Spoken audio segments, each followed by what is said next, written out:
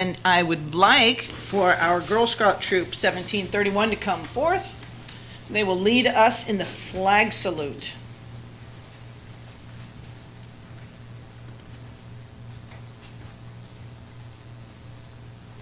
Okay, the flag's over here. Troop 1731. Please join us in the flag salute. Please remove all hats and hoods. Ready, salute.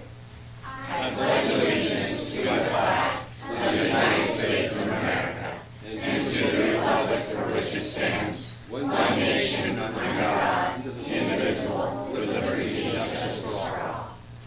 Thank you, ladies. Appreciate it. Okay, so now we're going to move on to recognitions. Do I have these? Awesome. Let's do it.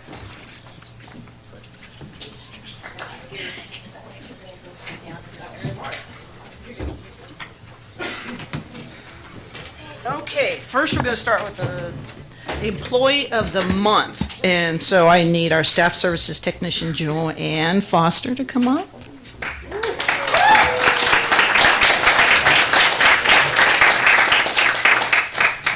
So this is done every month, and it's by peers and higher ups that just say this is the person that really showed some leadership and just has a smile on their face. And so Joanne has been named the City of Turlock's Employee of the Month for February. Joanne has worked for the City of Turlock for 24 years.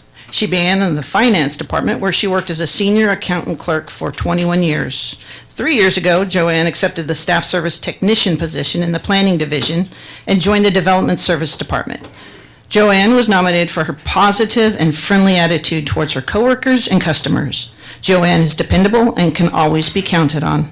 Over the last year, planning has been short-staffed, and Joanne has stepped up to keep the planning division running smoothly. She is eager to learn new things and takes initiatives to do whatever she sees that needs to be done.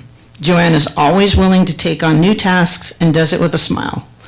Personal hobbies. Joanne has been married to her husband, Greg, for 30 years. Is he in the room? Yes. Outstanding. Congratulations. And together they have 2 children and 2 grandchildren. She enjoys working out with her coworkers, traveling, and spending time with her family. Please share with me an appreciation of a well-deserved Employee of the Month. Would you like to say something? Honorable Mayor and Council, I just want to say thank you. I want to thank the employees and especially my department, planning department, Katie, Adrian, and Nathan for always being there for me. It's really an honor to accept this award. Thank you. Thank you.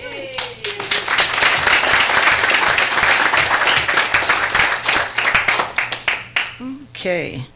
We have Go Green Week. You notice we're all sporting the T-shirt, and this will be accepted by Municipal Services Director, Mr. Cook, also sporting the T-shirt. You accepting over here? All right, let's do this. Okay. This proclamation is in honor of our Go Green Week, March 11th through the 15th. Whereas, to encourage environmental stewardship, the City of Turlock developed an annual Go Green Week program for K-12 students. Whereas Go Green Week provides an opportunity for students to learn more about environmental sustainability, water conservation, pollution prevention, and resource conservation. Whereas Go Green Week will produce the next generation of engaged citizens committed to preserving natural resources and to enhancing the quality of life in Turlock. Whereas for the last 11 years, the City of Turlock and participating schools throughout the Turlock have planted 253 trees, raised more than 13,000 through recycling activities, and diverted approximately 20,000 pounds of waste from the landfill during Go Green Week. Now, therefore, I, Amy Bublak, by virtue of the authority vested in me as the Mayor of the City of Turlock, and on behalf of the entire City Council and all our citizens, do hereby proclaim March 11th through the 15th, Go Green Week, and I'm sure that Mr. Cook has something really cool to say. Thank you, Mayor. Let's do it. So I'll say thank you to the mayor and city council for your support of this program over the years. This was conceived 11 years ago. We thought, how do we get all our public information and education efforts to the students in a more efficient manner than having things all over the place? So one of my coworkers at the time, Tony Cordell, thought, well, let's get into the schools. Let's do a whole week-long program. And both the public schools and private schools in Turlock have partnered with us over the years. And it's been a fantastic program. We like to think now in its 11th year, we have kids, upperclassmen at Turlock and Pittman High that hopefully have been exposed to these educational opportunities since they were kindergartners, when we started with one class at Maderos many years ago. So thank you, Mayor. And I have a coworker here who's going to give a brief presentation to the council on what we're doing this week. So thank you very much. Come on up.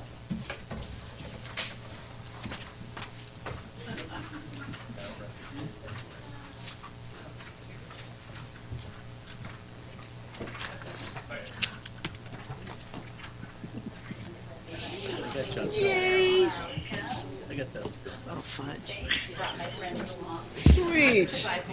Let's recycle man. Right? Where's Mr. Kool-Aid? Is he showing us?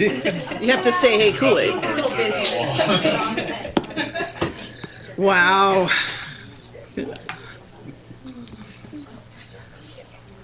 Oh my gosh, you're really that cold? Really? Water woman. I love it. Good evening, all. Good evening, Mayor, Council. My name is Nicole Mann, and I'm here tonight to present Go Green Week. Go Green Week is scheduled for the second week of March, which kicked off yesterday and runs through Friday. The program, as we had heard, is geared towards bringing awareness to recycling, water conservation, pollution prevention, and energy efficiency.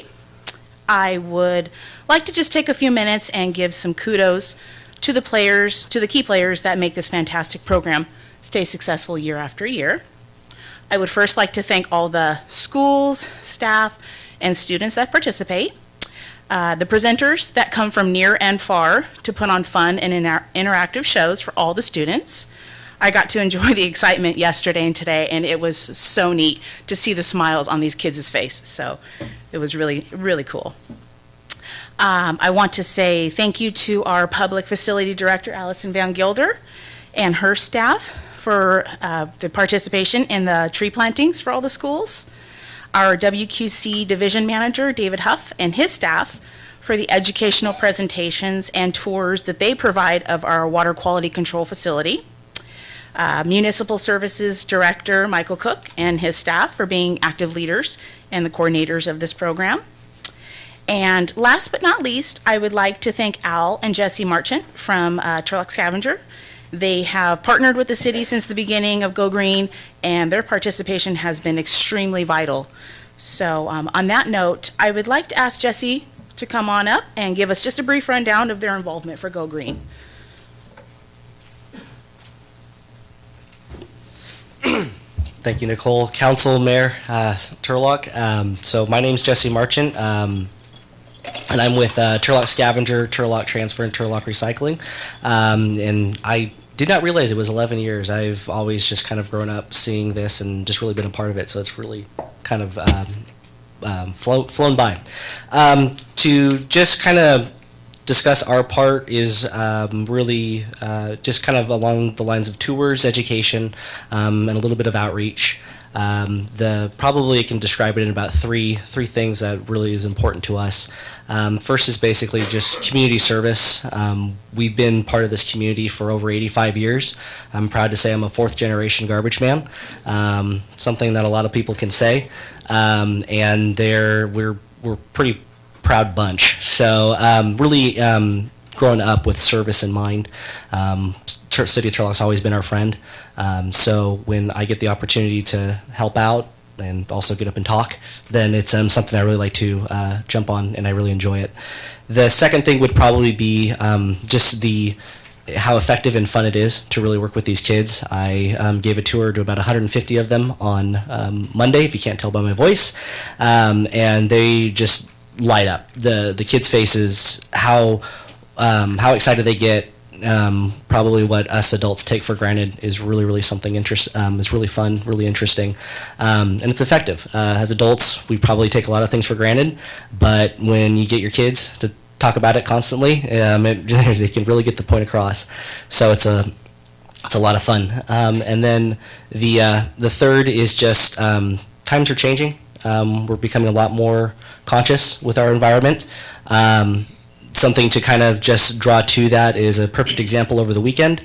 I encourage everyone here, get on social media, internet, Google trash tag, I think it was called. There was an article in the New York Times about it. Basically, it was a movement from people all over the world cleaning up local rivers, beaches. This isn't just something that just happens once a week or once a year for a week. It's something that we should be conscious of year round. So just really encourage it. It's really fun. Got a lot more to do. Yeah, thank you very much. Thank you, Jesse. So I have put together a short PowerPoint presentation to just go over some facts in regards to Go Green Week. So as you can see that the city obviously gears towards kindergartner through 12th grade, and we do partner with all of the schools. We are currently going into our 12th year of Go Green.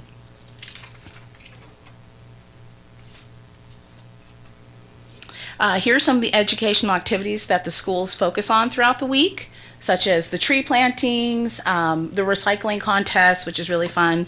The city also holds a t-shirt contest, which the schools will select their top drawings from their students, and afterwards the city staff will vote on a winner for the following year's t-shirt.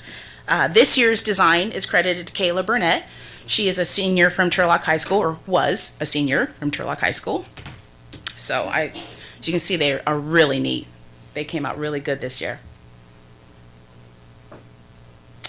And as it was mentioned before, we are, within the last 11 years, we have planted 253 trees. We are slated to plant 22 more this year. The recycling contest, in regards to that creates a fun competition for all the classes. I know my kids enjoy this. They want to get into it. And in addition, all the money that is raised goes back to the school. So it's a win-win. You know, who doesn't want to recycle and gets money for it? We do have currently 9 public schools participating this year. So that's really exciting. As you can see here, as a courtesy, Turlock Transit offers free rides for their fixed route throughout the week. That does include Saturday the 16th. I do want to give a big thank you to Transit Manager Wayne York and Transit Planner Scott Medeiros for arranging and providing the service. As you can see here, here's just some fun pictures of some of the activities that they partake in, like classroom presentations, tours of our WQC facility, and some tree plantings.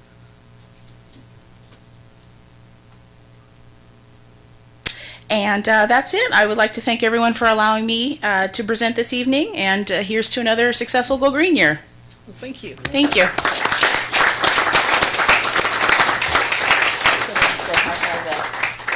And I guess we want to thank Recycle Man and Water Woman, right? Yes, All right. of course. Amazing.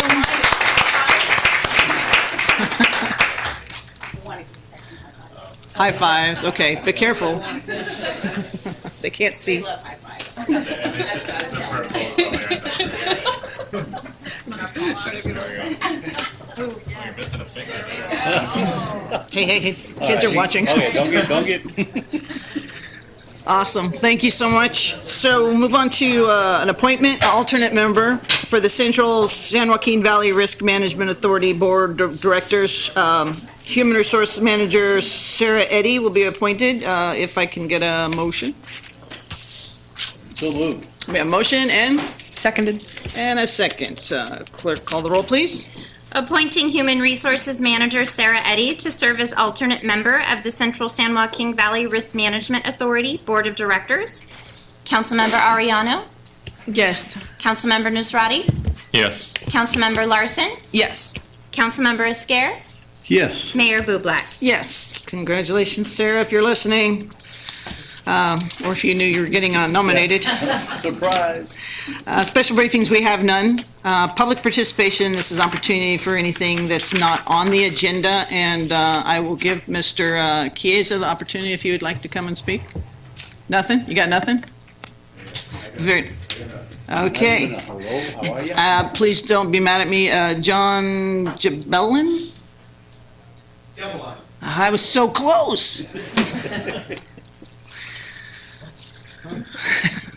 I got John right, right? Then you might know it and everything. No, I just came to say a few things about housing. The governor today said that he's going to go and force cities to build housing. You're not doing enough. And I know you guys got tons of money around to build housing, and you're not doing it. And he says, and he's got a little incentive of $750 million, but if you don't do it, he's going to withhold SB1 funds and everything like that. And I said, you know, this was the mayor of the city of San Francisco in the Bay Area, and this has been going on for 4 decades. These guys have been inviting the biggest, richest corporations in the world into the Bay Area, and I was over there. I was over there in the mid-'60s, started working in the '70s. I worked 20 years or so in high tech and everything like that, and everybody could own a house. The teachers, the firemen, the workers at the Ford and GM plant, everybody could buy a house if you were middle class, whatever, no problem, easy. But they started inviting these people in and not building any houses. And all these great companies and everything like that. And but then it was all in Santa Clara, Palo Alto, and then the housing got too expensive, so the housing moved to South San Jose. It moved over to Fremont. It moved up over to Livermore. It went down to Morgan Hill and Gilroy and Livermore, Tracy. Now we're over to Stockton. Now we're into Sacramento and everything else. So they're blaming us. Now I don't know what Turlock responsibilities are for housing. We're probably not as bad as some other cities and that type of thing, but it's just amazing that they've let the biggest, richest companies in the world come in there, and then they have the Googles of the world are complaining they don't have enough affordable housing.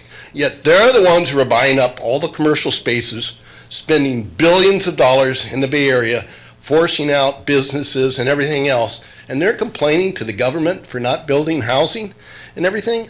It's just incredible, and you know, government's got to do something to help out and everything else. But you know, where's this money coming from? I just don't understand it. So I just had to say that, because I just think it's just really the height of arrogance to sit there and, you know, and Google has just got approval from the city of San Jose to build a campus that's going to house 30,000 workers by the year 30,000 in a 10 square mile area of San Jose.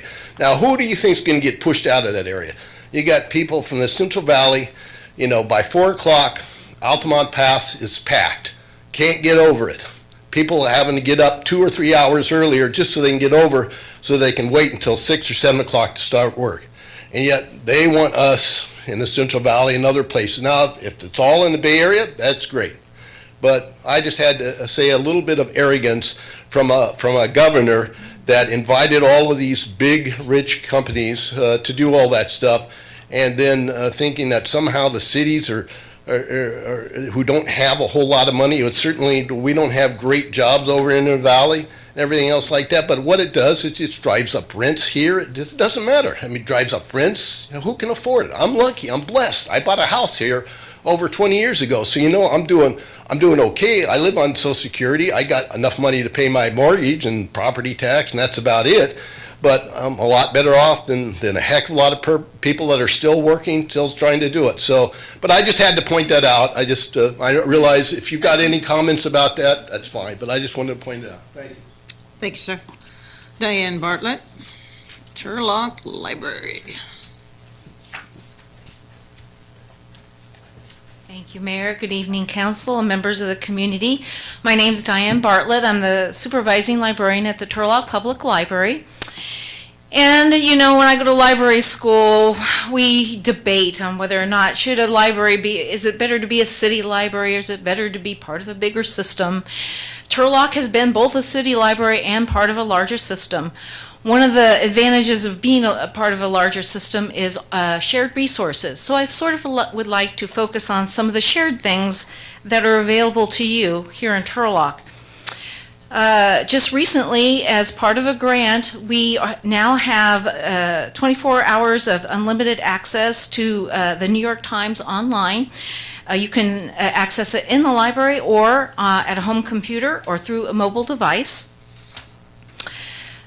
And then this is like the third or fourth year we've done March Book Madness. This is week 3 of this year's March Book Madness. So if you go onto our website, and it's www.stanlibrary.org, you will be able to vote. We're down to 4 pairs of books, and so for week 3, cast your votes, keep watching and see who wins. You might be a great big winner on that one. Also, for as long as I've been with the county, which is over 20 years, going on like 24 years, we've had a partnership with In-N-Out, where by kids between the ages of 4 and 12 can read 5 books and get a coupon to go to In-N-Out for a burger or a grilled cheese. And it's a great program. They can get up to 3 coupons, 3 hamburgers, and this program runs through April the 13th. And new this year, because bookmarks, self-created bookmarks have been so popular, as part of our summer reading program, we are asking the community to create bookmarks. Winning bookmarks will be duplicated and handed out during our summer reading program. And that ends March the 30th. And then, this is actually a nationwide, and it's often known worldwide, and we just call it DIA. It is a celebration of literacy, children, and families. And every branch is celebrating DIA this year. The Turlock Library will be celebrating on April, not March, April the 30th at 4 p.m. We'll be having a special bilingual Spanish-English story time, crafts, and songs. And so that's some shared things that we're doing. This week, I just also wanted to point out our partnership with Community Hospice. They will be offering a program Thursday at 12 p.m. They do provide lunch, so if you would like to attend, they ask that you call 578-6300 to reserve a spot. Their topic this week is role reversal, when to start helping your loved one make decisions. So that's Tuesday, March 14th at noon. And again, their number is 578-6300. And also, again, our website is www.stanlibrary.org. Thank you so much for your time. Thank you. Dana McCrary? Look, that's me. That's me. Oh, Winner. so exciting. Hi, good evening, Honorable Mayor, council members, staff, and community. I'm Dana McGarry. I am the Senior Congregate Lunch Program Manager and also the Grants Administrator for United Samaritans Foundation. I just wanted to kind of come in and give a brief update on some activity relative to our lunch program. About a month ago, there was a member of the community who came in and advised the council that the lunch program had been canceled in Turlock. That's true. It had been terminated by the senior club at the senior club. We weren't excited about that news, but we don't give up easily at United Samaritans Foundation. Our friends over at the Salvation Army welcomed us to their facility on Lander Avenue, and we were able to get the lunch program up and running just about 10 days after it was canceled. Because there was a temporary lapse in the program, I thought that I should bring this to your attention, let you know as representatives of our community and also for those in the audience, both at home and here. We didn't want to relocate the program, but we also didn't want to have it bouncing around or have it have an indefinite lapse. So moving it to the Salvation Army as quickly as possible is really the right move for us. Just last week, We were invited back to the senior center, and that's really great news, and I'm really grateful to city staff, particularly public facilities, and working with us and the senior club to kind of bring us all back together on the same page. But again, because we've already relocated it once, really didn't want to stop again, move all the equipment over, re-advertise it. So we won't be going back to the senior center, at least during this program year, which ends July 30th. As you might know, United Samaritans Foundation is well known throughout Stanislaus County as a premier nonprofit providing food and nutrition support to the impoverished in our community. But this program is really quite different, and that's why it's important for me to bring it to your attention. The Senior Congregate Lunch Program exists throughout this wonderful country that we live in to support the nutritional needs of all seniors, especially those who live alone, because if you've ever cooked a meal for one, it's not that fun, and you tend to rely on heat and eat meals that are not nutritionally complete and maybe too high in sodium, or they have visual or physical impairments that really make preparing food difficult because of those limitations.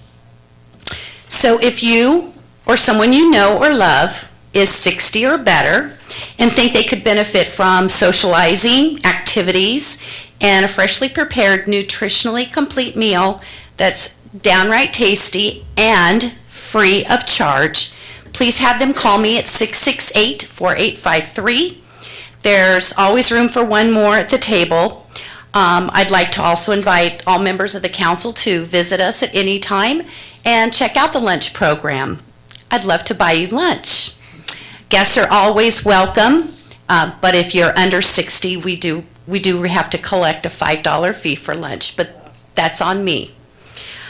Finally, as an ambassador for United Samaritans Foundation, I'd like to invite all of our community to come visit our facility. We do a lot of good work there. I think most people are aware of the work that we do. We produce over 800 meals a day at our facility, just a block down. We have a closed closet where all the donations that we receive are distributed to those in need within the community at no charge. It's really like a cute little thrift store. And our huge warehouse where we collect food donations and purchase food for our meal programs and our emergency food box distribution program. First-time visitors are always completely shocked and happy, and amazed at how much we accomplish in such a small space with such a small budget. So I appreciate this time to let everyone know about the program, and I look forward to treating you all to lunch. Thank you. Thank you, Dana, and welcome home. Dana used to work here.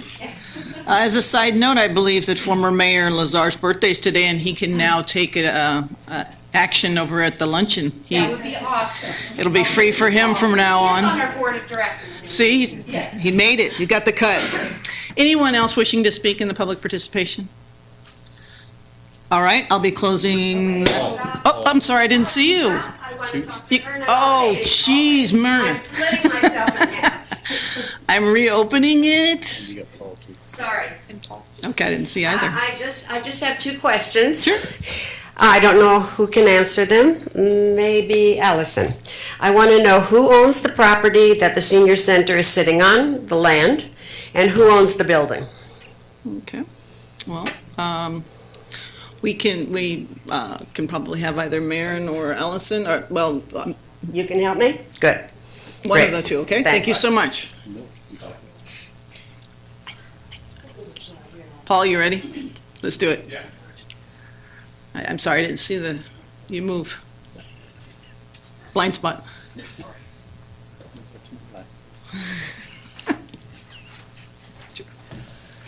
Good evening, Honorable Mayor and council members. Thank you for allowing me this opportunity to speak. I just wanted to clarify some things at last council meeting. It was suggested or said about restructuring service, a choice that must be made between the best and the worst.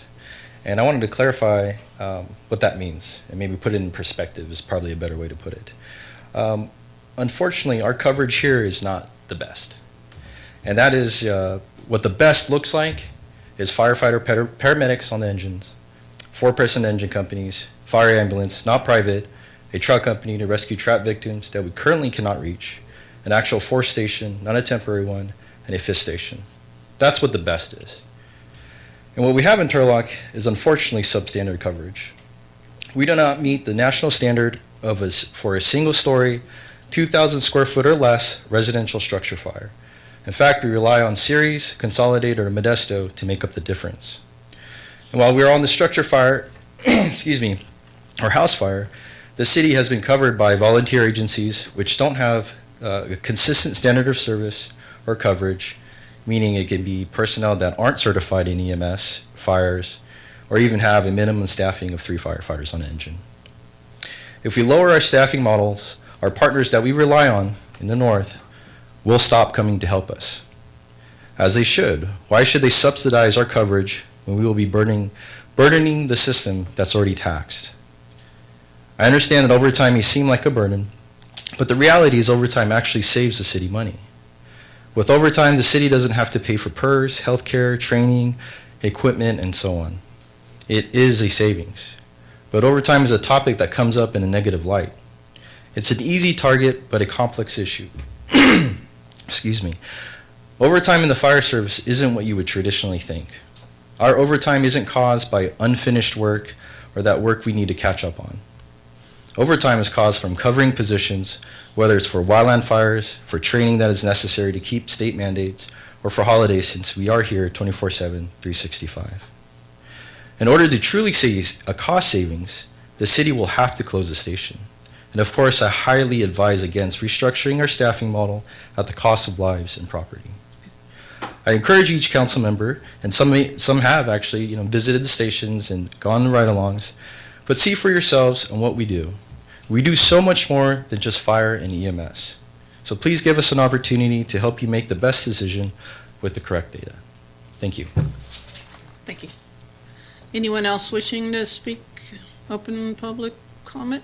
Nope. Okay, I am closing it for sure this time. And we will go on to, I need a motion waiving reading of all ordinances on the agenda except by title. So moved. Second coming? Seconded. And a second. All right, we have a motion, a second. Clerk, call the roll, please. Waiving reading of all ordinances on the agenda except by title. Councilmember Ariano? Yes. Councilmember Nazrati? Yes. Councilmember Larson? Yes. Councilmember Esquer? Yes. Mayor Bublak? Yes, it passes 5-0. Declaration of conflicts of interest and disqualifications. Looking and hearing and seeing none, we'll move on to disclosure of top 10 maximum contributors. That's found online or within the agenda packet. Consent calendar.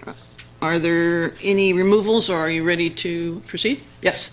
I've got a request to remove item E, H, and R. E, H, and R. Any other? If not, then a motion excluding E, H, and R. Move. Okay, we have a motion. Second. And we have a second. Clerk, call the roll excluding E, H, and R. Adopting the amended consent calendar. Councilmember Ariano? Yes. Councilmember Nazrati? Yes. Councilmember Larson? Yes. Councilmember Esquer? Yes. Mayor Bublak? Yes, that passes 5-0. We will start with E. Is there a specific? Yeah, just have some basic questions. Sure. So item E, that's so we're going to be working on some bike lane additions to the city, correct? Yeah, that is correct, yes. I was wondering, do we have a way to refer to understand like the long-term picture of what other projects that we're going to be doing for bike improvements throughout the city? And is it something that we're considering looking at potential ways to, because with bike lanes, we're getting a lot of federal funding and state funding to support it. And within the scope of projects like this, we have, street repair.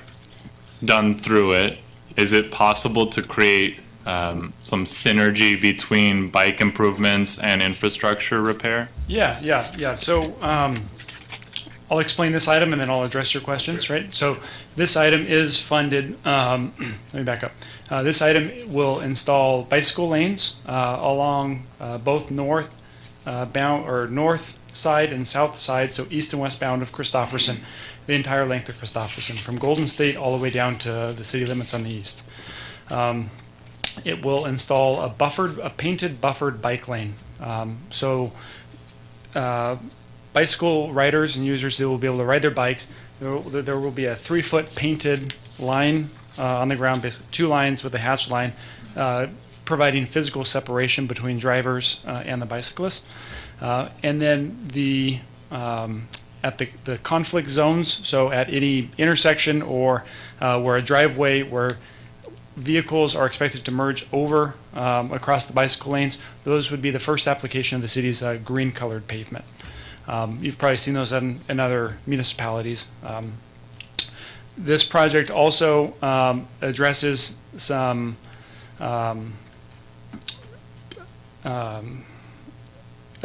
coordination, maybe coordination isn't the right word,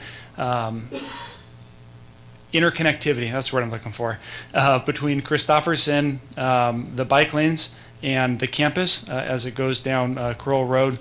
So theoretically, someone that wants to ride a bike could get on Christopherson, ride their bike, travel down Crowell Road to the campus, get on the campus's bike system, so that entire trip would be within the bike network.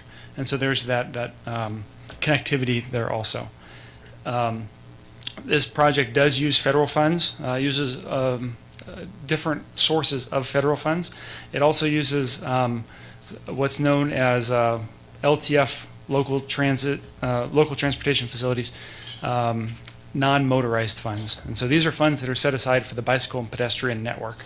And so when we have opportunities like this project to take advantage of these different multiple pots of money, we try to, because we wouldn't be able to be successful in our grant application for the amount of federal funds because the cost would exceed the scoring criteria. So we have to get creative and look at all these different pots of money and how we can make these projects successful. This project is identified in the bicycle master plan. So the city has a bicycle master plan which identifies routes throughout the city and bicycle and pedestrian priority areas. It doesn't necessarily identify projects, but it identifies areas of need and importance. This was done probably 3 to 4, 5 years ago. The city hired a consultant to look at holistically citywide what are the deficiencies in the bicycle and pedestrian networks and what can we do to improve those. And so we look at those areas within the bicycle master plan.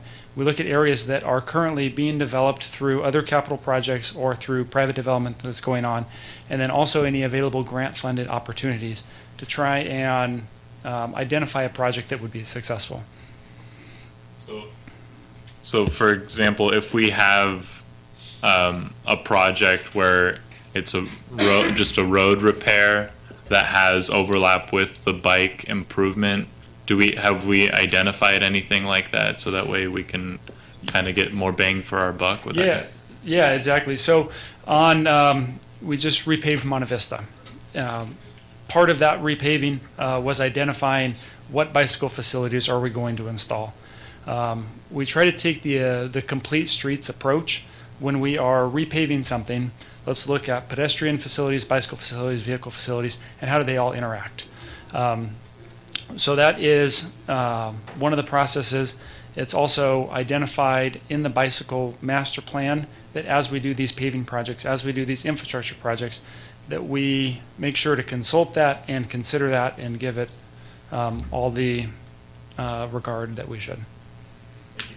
Yep. Any other questions of staff?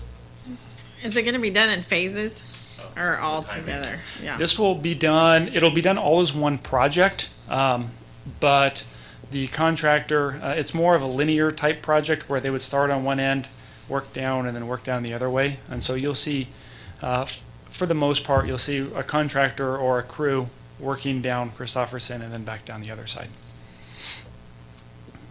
Any other questions? All right, I will open it up to the public. Anybody wishing to ask any questions regarding this bike area? Seeing none, we will close that and come back to council. What is the will of council for item E? Move to accept. A motion Seconded. and a second. Clerk, call the roll, please. Appropriating $67,830 to account numbers 216-40-422-48001-295. Transfers out FD 215P1658 Christopherson Bike and 215-40-420-38001-295. Transfers in FD 215P1658 Christopherson Bike to be funded from Fund 216 Non-Motorized LTF Unallocated Reserves to provide local match funding for City Project Number 1658 Christopherson Parkway Bikeway Improvements. Awarding bid and approving an agreement in the amount of $396,829.25. Fund 215 with Crisp Company of Stockton, California for City Project Number 1658 Christopherson Parkway Bike Improvements. Councilmember Ariano? Yes. Councilmember Nazrati? Yes. Councilmember Larson? Yes. Councilmember Esquer? Yes. Mayor Bublak? Yes, it passes 5-0. Thank you. Item H, your question? Yeah, is this still you? It may be, I may Oh, wait. call on Wayne, yes. Tag and team. Great. So on this item here, I know that the contract that we're putting out is a 4-year term for the initial one. I'm wondering what the considerations are in deciding the length of the term. What I have just a leaning towards something shorter to give us the opportunity to maybe reevaluate the success and additional revenue opportunity for this. So maybe you could speak to that. Yeah, I'll let Wayne kind of dive into that one. Wayne, let me just chime in real quick, because this was my baby forever, and this is finally happening. So we started it, and it's already been happening for several years, been very successful, and I've been begging for probably 4 years now for us to add shelters and some other things. So this is kind of, I'll tee you off with that, but I'm ready. Right, so just for a little bit of general context, so we have an existing contract with a supplier that manages our ad program. So they actually work directly with the clients, they do the ads, they install the ads and maintain them. So we just collect the revenue. That's sort of the nature of the relationship. We've had that for a few years now, and the reason for going out again now is because of one of the big reasons is the ad shelters. So we purchased some shelters, they're out at our courtyard. We're going to be installing them this year. And so to be able to have a contract that encompasses both the exterior advertising as well as the bus shelter advertising, that's the intent of going out now. In terms of the length of the contract, that is certainly adjustable, and we could go a shorter amount if we need to. The rationale for that is sort of based on past precedent. When we go out, we do not typically get very many proposals. There's not a lot of firms that do this kind of work, and so you get 1 or 2 people, and like last time I believe we had 2 proposals, and one of them was just really not even really a good candidate for Turlock, and so we had one like really valid firm, which is what we had now. And so if this goes out and we have a lot of great responses and we basically are seeing that the market's changing and that there's a lot of competition out there, we certainly could enter into an agreement, and then at the direction of council and the city manager, if we wanted to terminate that early and go out again sooner than the 4 years, we could do that. Or if the council directed a shorter term now, we could certainly do that too. Then on top of that, I know that in the RFP we talk about a desire to have a reduction in the surface areas for the ads. Do you feel that this is potentially something that could limit our revenue potential on this project? Sure. For every square inch, square foot of space that is no longer available to an advertiser, we're going to get less money for it, in theory.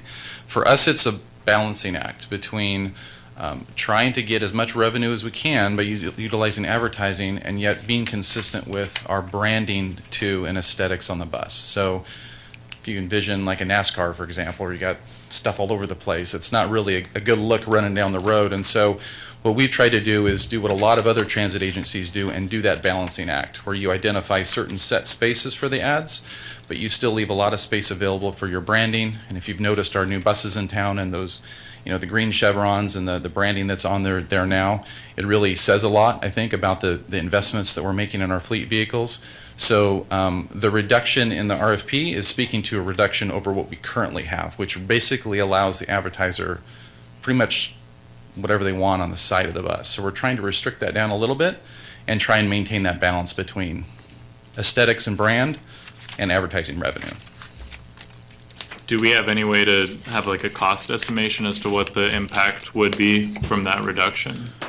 We don't, because what we do is we identify what that space is, and then we go out and when the bids come in or the proposals are received, that's when we know. The proposal prices can vary wildly. So if there was an interest to see what that price was, one suggestion I would offer is maybe we could list an alternate in here for them to provide what that pricing would be or that anticipated monthly revenue to the city if we were to allow them the existing space, for example. Yeah, I think it would be good for the RFP at the front end, just say, give us a full list of what you think you can do, even like a wraparound, what potential revenue is there. And then with that information, we can make a more guided decision. Because if we're leaving a lot of money on the table because of aesthetics, I know like some of the things we list on there is like no alcohol, ads, no blah, blah, blah.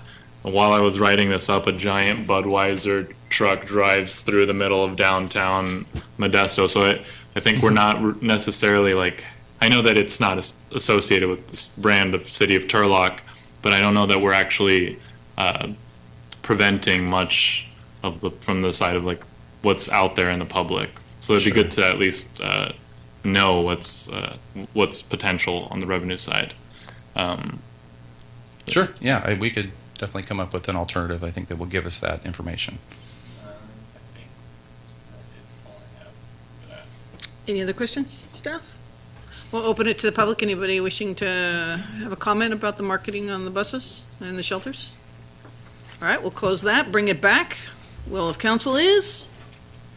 We have a motion for item H Second. and a second. Clerk, call the roll, please. Authorizing issuance of a request for proposals, RFP, for a transit advertising consultant to administer an advertising program upon Turlock Transit buses and bus shelters, as well as other transit-related equipment or facilities in the future for a term not to exceed 4 years. Authorizing the city manager or his designee to issue a written notice of voluntary termination to Stott Outdoor Advertising regarding city contract number 15077 with a new effective termination date of June 30, 2019. Councilmember Ariano? Yes. Councilmember Nisrati? Yes. Councilmember Larson? Yes. Councilmember Esquer? Yes. Mayor Bublak? Yes, thank you. It's a 5-0. And item R, your questions? So I just kind of wanted to know, where are we in terms, this is an initiative that we're putting out there to expand the protections of our, the fire department and related to potential shootings. Is this something that is other fire departments are doing? Is this is there precedent? Is it, could you guys give me a little background on that? Chief Carlson. Thank you, Councilmember. The answer to that is yes. This kind of stems out of Columbine, Parkland, Sandy Hook. Department schools are putting not pressure on departments to respond to these incidents.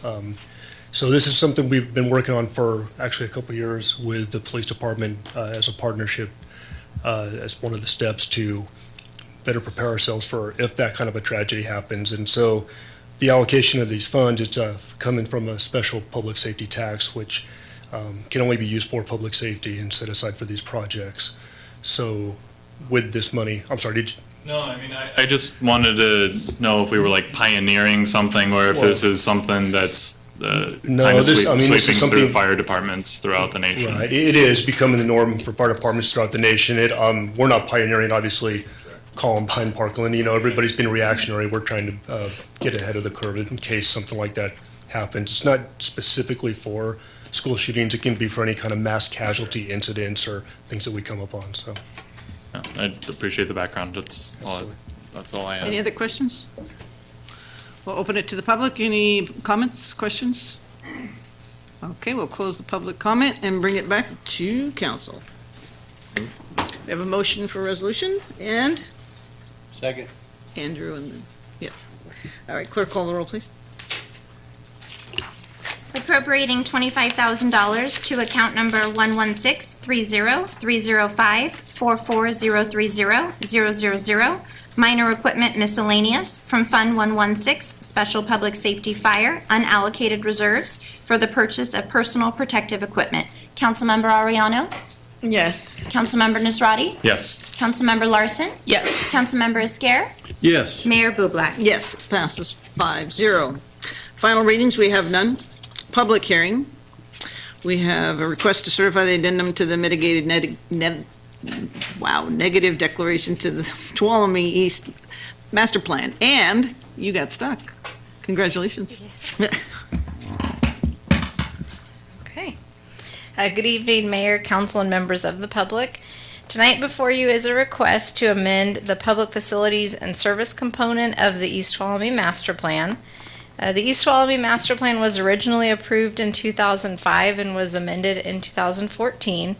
It encompasses approximately 100 acres located between Quincy and Waring Road, just to the north and south of East Tuolumne Road.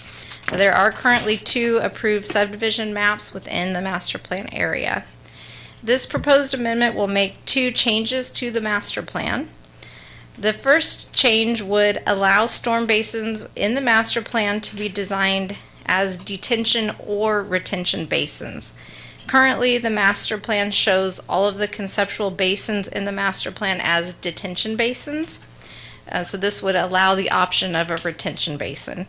A detention basin is designed to collect all of the storm water runoff within the subdivision and to hold the water in the basin until there is adequate capacity in the city's master storm system. And then the gates are turned essentially, and the water can drain from the detention basin into the city master storm drain lines. A retention basin is different in that it's designed also to collect all of the storm water within the subdivision, but instead of holding the water and then releasing it into the city's system, the storm water actually percolates back into the ground. So the infrastructure and piping that connects back to the city's master storm system would not be installed with this type of basin. The basin would have to be designed and engineered to prove and show that it can achieve the required percolation rate. It does have to be designed for a 50-year storm, which equates to approximately 3 inches of water over the entire site within a 24-hour period. And then it does need to be able to drain all of that within 72 hours. The size and the overall look of the basin really would not be a significant difference between a retention or a detention basin.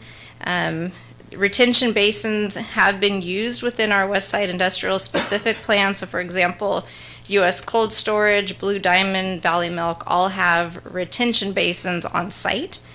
There are policies within our general plan which call for optimization of groundwater recharge and facilitation of groundwater recharge on site, as we do feel that this proposed change does comply with the general plan. And this is also the direction that we see a lot of state regulation moving with the current MS4 regulations and the requirement to retain the 85th percentile storm on site.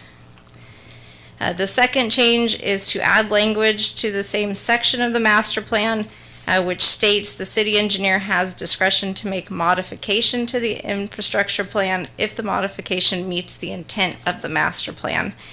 So the master plan does show that the infrastructure plans are conceptual, but they're also very detailed and specific in the document, and so we wanted to put this language in to further clarify that if in the end are engineering studies supplied and done that show that the infrastructure goals are still achieved, if the size of the line goes from 6-inch to 4-inch or 8-inch, it doesn't always have to come back to council because it is meeting the overall intent of the plan, and the city engineer can make those changes as long as they're supported.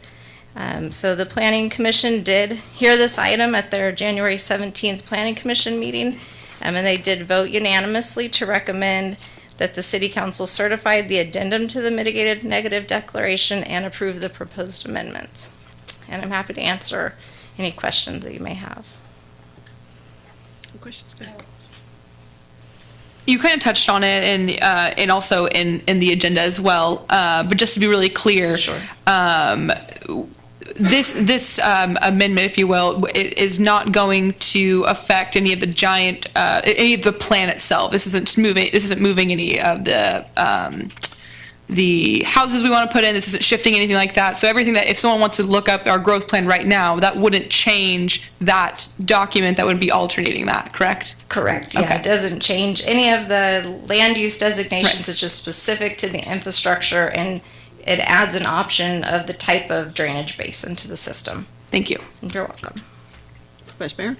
Yes, Katie, I just had a quick question on the preference over detention and retention. Is there any preferences which is best or which would be better for Turlock? I mean, I kind of like the percolation part because it goes back down and maybe help fill our aquifer, but I don't know if those little retentions are going to be enough to really do that. So I'm just curious, is there a preference, and which would cost more? Sure, and I can maybe defer to Nathan. I mean, I think as a whole, we have typically used detention basins, but the thought was everything, drains to the city system, and that's how stormwater was handled. There is more infrastructure that will have to be installed in the basin itself and will have to be maintained. It will be in part of the assessment district, so the area will pay into the maintenance that goes in. There's like a French drain system and pipings that go into the bottom of the basin to make sure that it can achieve the percolation rate. But as far as a preference, defer to the city engineer. Yeah, good question. I don't think there's necessarily a preference per se. It just depends on the unique site characteristics of the design. As Katie mentioned earlier, the state really has pushed Turlock, as well as all the other municipalities, to retain your site water on site. How we used to develop, we used to collect all the water. Maybe it was in basins, maybe it was just in catch basins along the street. It would drain to the city system. The city would either take it down to Diane Basin or one of its other basins, and then ultimately either treat it through the plant or discharge it out to the river. With the stormwater regulations, that really has changed the game for us as well as all the other municipalities. So this is going to be a lot more typical, where you see the retention of the water permanently. The parking lot across the street that we built 3 years ago, it retains the 85th percentile. So that means if you get a smaller or significant storm, none of that water is going to enter the city system. It's only going to enter when the rain exceeds that 85th percentile and it kind of overflows into the city system. So if that answers your questions. Question? Out like mosquito abatement and those type of issues. Yeah, so it's one of the considerations in any of these ponds, basically, that we're creating, is in order for us to allow this, we have to have engineering studies that will show that the water can percolate in no less than 72 hours. And so that is the gestational period for the mosquitoes and other pests. And so the 72 hours is key. In this particular subdivision, or the area in the East Holy Master Plan, there are French drains inside the basin to help achieve the required capacity. French drain is like a buried pipe that is perforated on the bottom, and it allows water to drain instead of just sit in the pipe. Any other questions? We'll open it to the public. Anyone wishing to ask any questions or statements? All right. Seeing none, we will close public hearing, bring it back. We will have to take each resolution independent. So what is the will?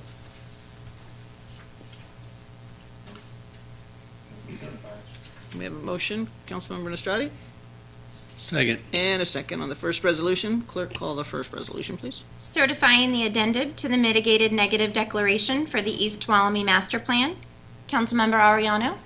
Yes. Councilmember Nazrati? Yes. Councilmember Larson? Yes. Councilmember Esquer? Yes. Mayor Bublak? Yes, it passes 5-0. The second resolution is up for a motion and a second. Move to adopt. We have a motion Second. and a second. Clerk, call this resolution. Adopting General Plan Amendment 2018-01, East Tuolumne Master Plan, amending the East Tuolumne Master Plan. Councilmember Ariano? Yes. Councilmember Nazrati? Yes. Councilmember Larson? Yes. Councilmember Esquer? Yes. Mayor Bublak? Yes, passes 5-0 as well. Thank you. Public hearing, item B, boy, is an amendment to the Turlock Municipal Code Title II, Chapter 9, Section 03-05 regarding public works contracts. Mr. Bray. Good evening again, Mayor, members of the council. The item before you tonight is more of a housekeeping item. The Turlock Municipal Code, in coordination with the Public Contract Code, allows cities and municipalities that enact what's known as the Uniform Cost Accounting Act, which establishes a different set of bid requirements for smaller, not necessarily smaller, but smaller in cost of public works projects. Every 5 years or so, the Cost Accounting Commission recommends an increase to the cost limits that can be performed for these public works projects. Up until January 1st of this year, the limits were set at $0 to $45,000. So public works projects within this range could be contracted through purchase orders and also by members of the own municipality.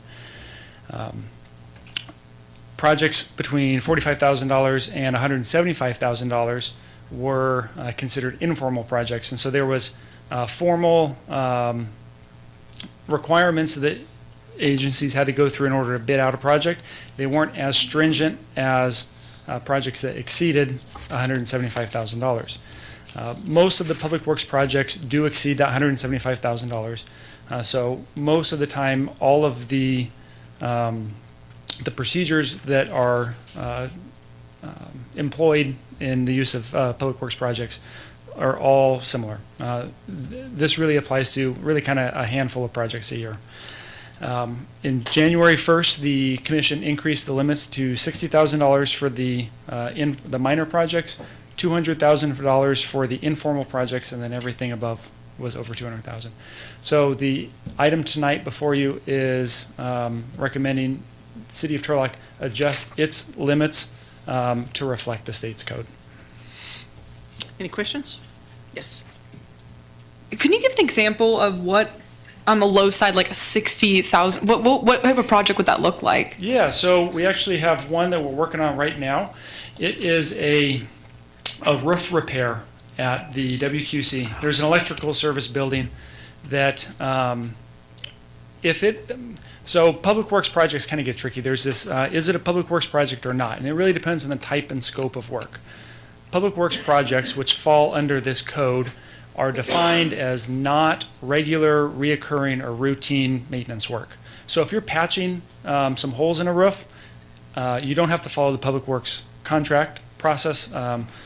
There's a different process that's a lot more streamlined. If you have to replace a half of a roof or an entire roof, or you're doing work that isn't regular, reoccurring, and routine, then it falls into the category of a public works project. Other questions? Come. Okay, we will open it up to the public. Anybody wishing to ask a question regarding this? Hearing and seeing none, we will close the public hearing and bring it back to council. I'll move that we amend the municipal code. We have a motion Second. and a second. Clerk, call the roll, please. Introducing an ordinance amending the Turlock Municipal Code Title II, Chapter 9, Section 03 through 05 regarding public works contracts to update the increased limits of bid procedures for informal projects pursuant to modifications by the California State Controller's Office and setting the final reading date for March 26, 2019. Councilmember Ariano?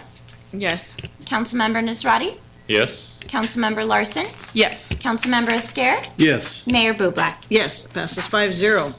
Scheduled matters, item 8A has been removed from the agenda, will be brought back to council at a future date.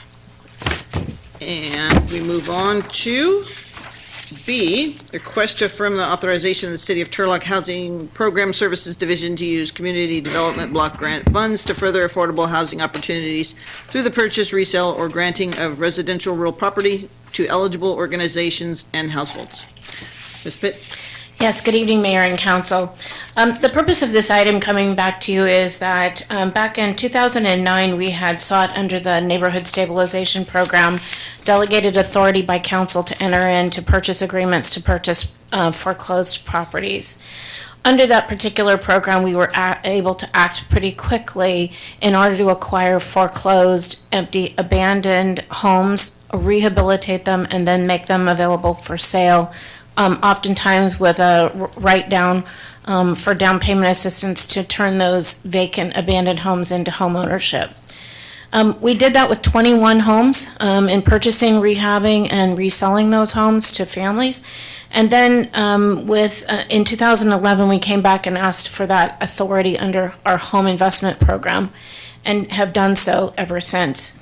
The most recent example that most of you have seen are the cottages across the street where we purchased them, and now you'll see in the next meeting, the master lease and regulatory agreement will come before you.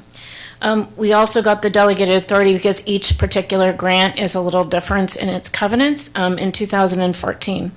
However, the people that gave us the initial granting that authority, this is a whole new group of people, and so we felt it was prudent to come back and ask basically to reaffirm that authorization. So council were well aware of what we were doing, why we were doing it, and how we were doing it. So this basically is reaffirming our ability to purchase some property that we usually buy vacant, abandoned, sort of the mess, and then dump money in rehabilitating it and make it available. The park property, 1143, 1145 Park, we purchased that with home funds, and that's the one that we're turning into the mental health units. So we have a pretty solid track record of doing a good job with the delegated authority. The city manager will sign the property real estate documents, both on the purchase and on the sale. And so I'd be happy to answer any questions, but we wanted to make sure that we were reconnecting with council in terms of that authorization. Any questions?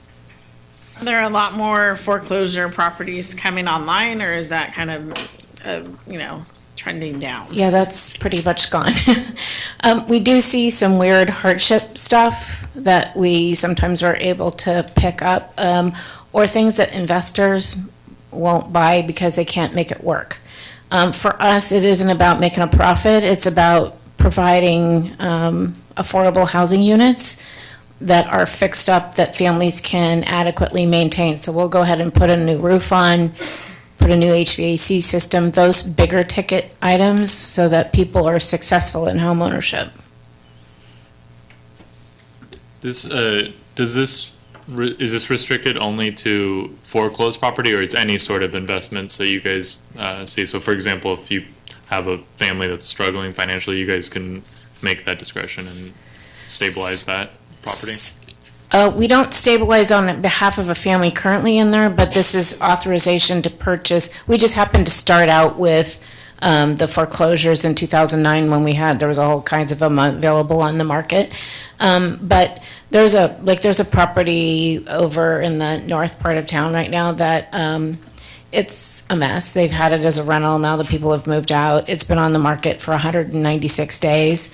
We have a maximum subsidy limit, so we're not buying McMansion things. We're buying affordable three two-bedroom, 2-bath kind of houses. But that one's not going to move, and now it's getting vandalized, and now it's empty.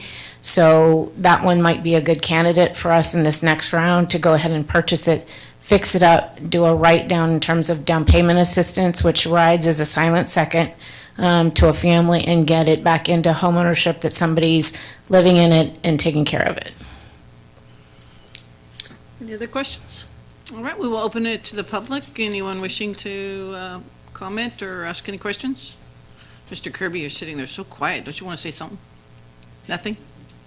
All right. Well, we will close the public hearing and bring it back to council.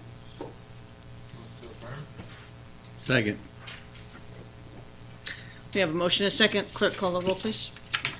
Affirming the authorization of the City of Turlock Housing Program Services Division to use Community Development Block Grant, CDBG funds to further affordable housing opportunities through the purchase, resale, or granting of residential real property to eligible organizations and households, and authorize the city manager to sign all necessary documents. Affirming the authorization of the City of Turlock, acting as the lead agency of the Turlock-Stanislaus County Home Consortium, to use reallocated home funds to further affordable housing opportunities through the purchase, resale, or granting of residential real property to eligible organizations and households, and authorize the city manager to sign all necessary documents. Councilmember Ariano? Yes. Councilmember Nazrati? Yes. Councilmember Larson? Yes. Councilmember Esquer? Yes. Mayor Bublak? Yes, it passes 5-0. Thank you. Item C, request to appoint the law firm of Churchwell White LLP as contract city attorney. Mr. City Manager. Good evening, Madam Mayor, and thank you for this opportunity. In March of 2018, following many years of an in-house city attorney, the City Council appointed Jose Sanchez of the firm Myers-Nave as interim city attorney after the in-house attorney's resignation. At that time, the determination was made that the council and staff would continue to evaluate the city's legal needs.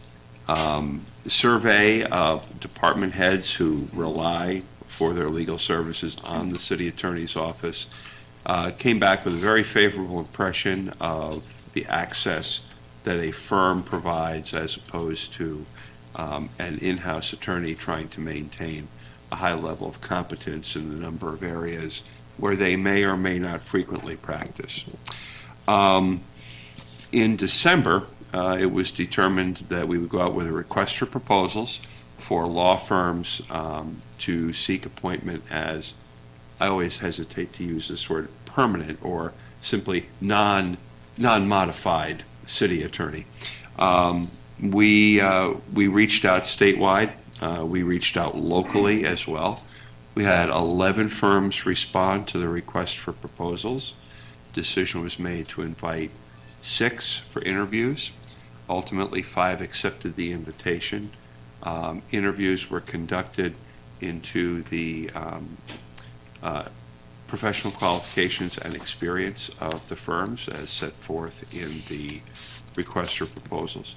As a result, city manager entered into negotiations with the firm of Churchwell White. Those negotiations were successful, and that's why we're here this evening. Questions? Seeing none, I'll open it to the public. Any questions or comments? Mr. White?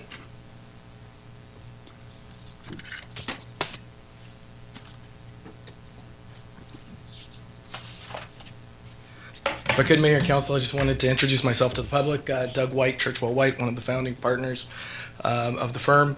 I grew up in this area. I was born in this area. My family's, buried in this area.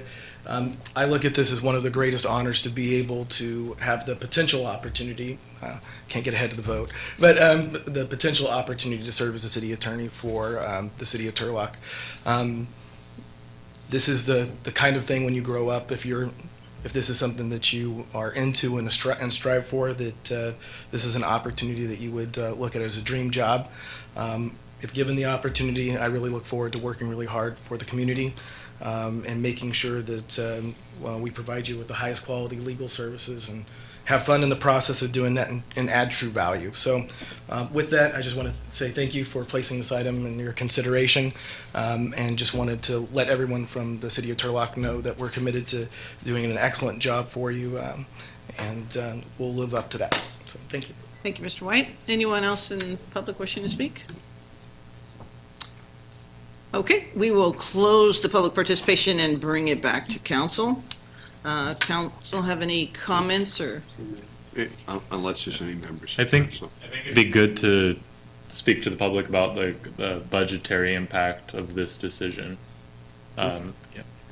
I'd be happy to do that, but before I launch into the crass but necessary dollars and cents, I just wanted to take a moment as your city manager to express my gratitude for the service that Jose has provided the city and his colleagues at Myers-Nave, their service to the city, their service to our department heads, and to say that we all appreciate your legal counsel, your personality, and your approach to doing things. And thank you very much. And I know you'll have other very interesting assignments after us. Previously, we'd had in the city attorney's budget, assuming the presence of a full-time city attorney and a full-time paralegal, with all the attendant salary, benefit, PERS costs that go with it, about $590,000 in expenses. Against that, we would record an anticipated $40,000 in revenues from services provided by the city attorney's office to other agencies. So now we're talking about $550,000 in expenses, including a total of $40,000 for things such as contract attorney services, books, subscriptions, CLE classes, just kind of, again, not even necessarily directly related to the functioning of a two-person office. The retainer agreement that's up for consideration tonight provides 155 hours per month on a retainer of $30,000, which is approximately $360,000 per year, which even if you include the need occasionally for contract services, for if we have to go into serious litigation, those are things that would come above that retainer. Items that are charged to other funds, like the water fund, would be external to that retainer. But the net impact will be, I believe, a notable savings from the cost of having an in-house attorney. That's the quote I was looking for right there. Yeah, there it is. There you could have held up a cue card, I would have been fine. But it's important to note that we do expect both a savings in cost and a savings in time, as opposed to having an internal in-house attorney. Does this require any changes to our amended budget? There will be a requirement to make some budget transfers in order to complete our billings with Myers-Nave, and then make sure that there are sufficient funds available for Churchill White. I'm doing it too. Everybody has gone with Churchill White at least once in the conversation. Let's just keep it with White. But we've, so there will be some general fund budget transfers required. We have, been through some challenging times in fiscal year 18-19, and some, we've had some expenses that were not foreseen.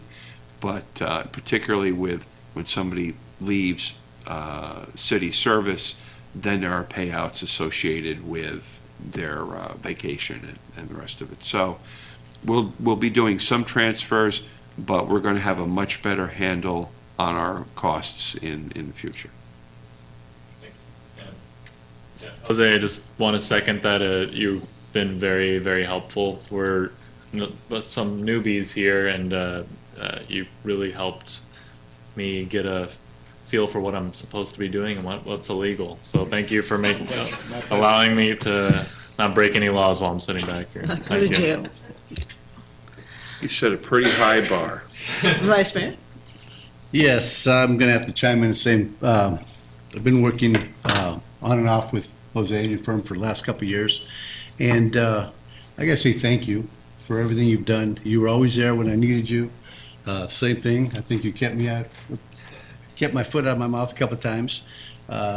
You were there, and I actually got to where I can make this statement publicly. I'll probably deny it tomorrow, but I can make this public statement that I finally met a lawyer I liked. Because trust me, I had concerns before. So I appreciate everything you've done for us, and Thank you. hate to see you go. Yes.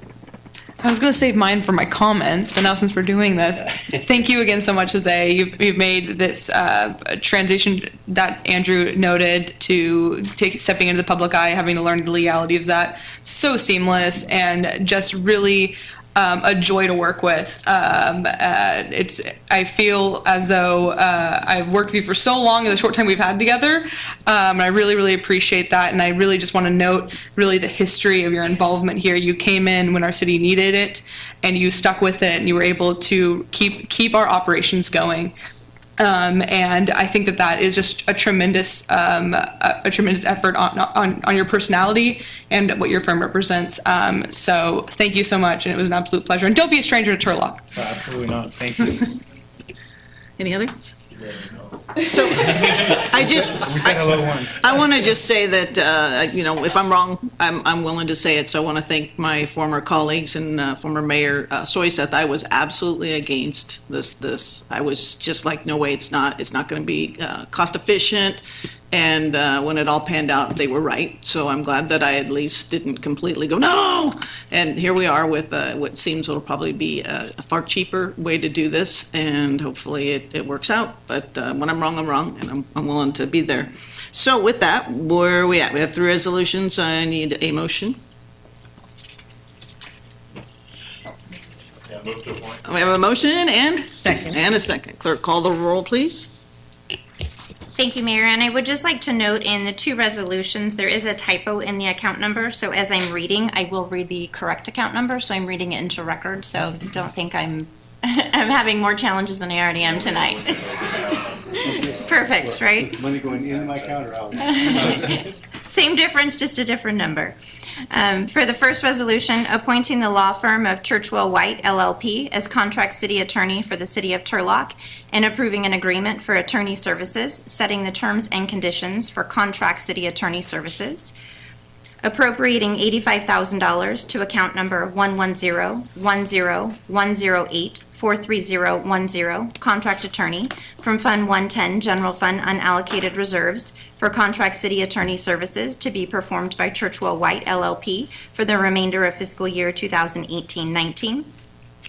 Appropriating $75,000 to account number 110-10108-43009, interim city attorney services, from various accounts within Fund 110, Division 108, General Fund City Attorney, and appropriating $50,000 to account number 110-10108-43009, interim city attorney services, from Fund 110, General Fund Unallocated Reserves, for interim city attorney services performed by Myers-Nave. Councilmember Ariano? Yes. Councilmember Nazrati? Yes. Councilmember Larson? Yes. Councilmember Esquer? Yes. Mayor Bublak? Yes, and it passes 5-0. Welcome, Doug White. Churchill, Churchwell, whatever, right? Church Key. Right. Staff updates. Ms. Pitt, homelessness update? You've solved it? In 1 minute or less, you've solved it. Well, more.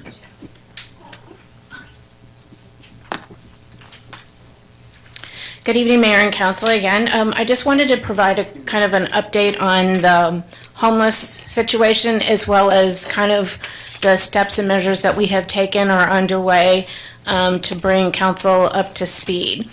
So just to kind of go back, we completed the point in time count January 23rd and 24th throughout all of Stanislaus County. We were able to count in the shelters on the evening of January 23rd and then unsheltered count on all day on the 24th. For the first time, we implemented an incident command system in writing a incident action pre-plan to basically deploy and effectively utilize more than 250 volunteers who assisted with the count throughout Stanislaus County in all 9 cities and the unincorporated areas, including the river bottoms, the freeway right-of-ways, railroad trestles, any place that we had pre-identified through a mapping system.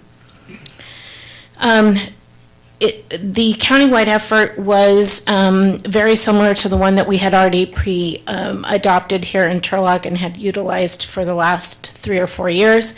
So what we have seen so far is that Turlock's homeless numbers are not going to flex as dramatically as Modesto's and the counties. The point-in-time numbers should be out shortly, but the preliminary numbers that I'm not allowed to talk about publicly yet are within sort of a 10%-ish of what we saw in 2017. Not the 18 numbers, because we had issues with that particular count. In moving on to more generalized homeless issues, both the shelters remain full. There are a few nights that Turlock Gospel Mission and the Women and Children are not completely full, but we're also seeing an average of 35 individuals taking advantage of the warming center at Turlock Gospel Mission each night. The Turlock Gospel Mission Navigator that is being funded by the city of Turlock is seeing anywhere between 150 and 170 individuals each month. There was a report that's provided to the city monthly that articulates daily who they've interacted with, the kinds of engagements, whether it's assisting with getting dog food for dog companions, hygiene products, medications, transportation to doctor's appointments, and connecting folks for services. The Navigator also does outreach to businesses and has provided information with regard to that. So we get a pretty extensive day-by-day, name-by-name, not last name, but generally so we can make that determination. So about 150 individuals, however, that's not an unduplicated number. So some of them are more than once, but nevertheless, we're making great inroads, at least in connecting and developing a relationship and dialogue with those individuals. In the continuum system of care, We Care was awarded an additional grant for transitional housing and case management services. So they have one grant and they applied for the expansion of the grant, which is another couple $100,000 a year that provides transitional housing, subsidy, and case management services. So now they can do up to, I believe, now 9 instead of just 3 individuals within the former grant. So that's a really important thing, especially coupled with us trying to make additional affordable units available for transitional housing. In the other funding called No Place Like Home, that's the funds to develop units with permanent supportive housing for individuals and families who have experiencing mental health disorders. The project was submitted to the state of California to HCD, and it was a collaboration with us and the Housing Authority in Stanislaus County, and that our particular project is in the top 5 scoring applications statewide in terms of the self-scoring matrix. So we've actually already met with the Housing Authority yesterday to begin the environmental process with regard to CEQA in order to be prepared to move forward once the formal grant announcement is made, which is anticipated to be probably sometime this week. And as a reminder, so this is 2 sites, the 1143 Park, and then has existing units and will be adding units. And then what we call the triangle parcel, which is on the corner of Canal and Palm, right across from the old war memorial, where we'll be partnering with the Housing Authority to develop and construct a triplex, basically, of brand new housing there. So that'll change the landscape of that particular corner for sure. On the April 9th agenda, we will be bringing to you a resolution with regard to the response and desire of council to make a statement, a policy statement to end veterans homelessness, as well as we will be bringing an MOU with Stanislaus County on the development of a collaborative homeless veterans project. And then while not directly related to the city of Turlock, to homelessness, the City of Turlock and EAH, who is our nonprofit housing development partner, has filed their application for tax credit financing with the California Tax Credit Allocation Committee last week. It's a very, very big document. And if successful, we would move forward then with phase 2 of Avena Bella to construct 60 additional units of affordable housing. And while this project is low-income workforce housing, it does create hopefully some additional housing units in our community to provide to that particular demographic in our community. So the handout that I gave you, the first page actually is speaking to part of our countywide effort with the Mobile Access Center. So we'll be bringing services on Thursday, March 23rd from 11 to 1:30.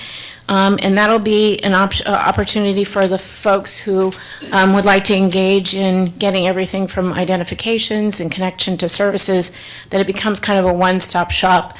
And we'll be offering that. This is the continuum system of care is going around to all the 9 cities to do outreach and engagement and to provide all kinds of things. So, if you don't have a Social Security card, you can't get anything else, but you can't get a Social Security card without a birth certificate. So sometimes you have to start all the way back at helping people get copies of their birth certificate in order to get a Social Security card. And anybody who's lost their wallet knows how hard it is to reconstruct everything that's in your wallet. Just imagine if you don't have access to the internet regularly and a regular home and a desk to start laying all of it out and trying to reconstruct what's in your wallet. So we're hoping that we'll get a great turnout, and you're all invited if you would like.